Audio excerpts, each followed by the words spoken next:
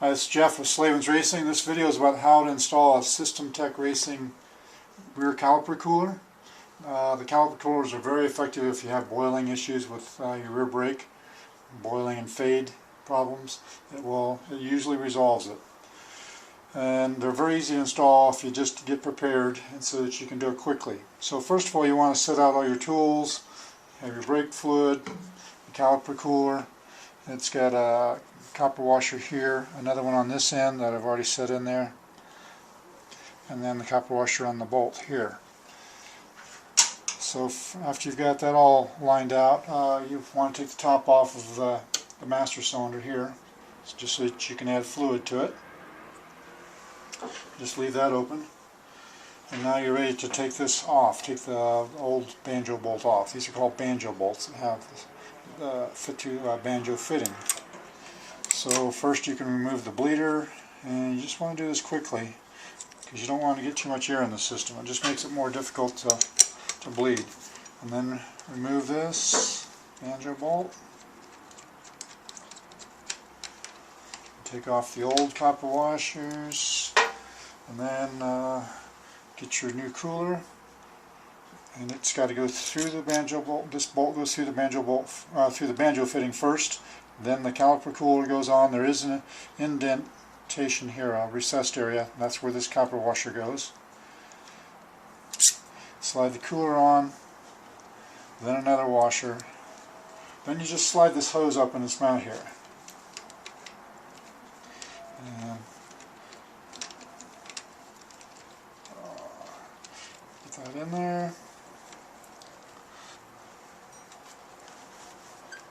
And I always push over with my thumb here on the bottom while I tighten the bolt. And don't get carried away about how much you tighten that. Just give it a good snug feeling. Don't ask me about the torque spec. For you torqueaholics out there, just tighten it up. And then tighten the bleeder. So that's the first step. The next step is to bleed this system to get the air out of it. So in this process, some of the fluid has come out, dripped out the hose down here, so this level has gone down in the master cylinder.